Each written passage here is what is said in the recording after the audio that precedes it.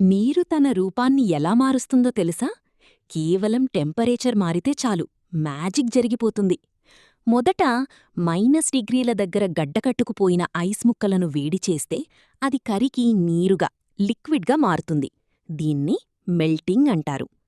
ఆ నీటిని ఇంకా వేడిచేస్తూ 100 డిగ్రీల సెల్సియస్ దాటిస్తే అది కాస్త మరిగి ఆవిరిగా, గ్యాస్గా మారిపోతుంది. దీన్ని బాయిలింగ్ లేదా ఎవాపరేషన్ అంటారు.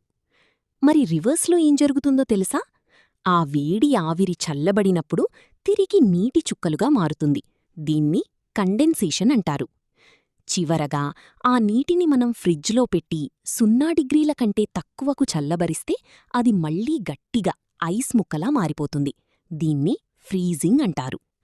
ఘనపదార్థం, ద్రవరూపం, వాయురూపం, ఒకే నీరు 3 విభిన్న రూపాలు. నిజంగా సైన్స్ అద్భుతం కదా!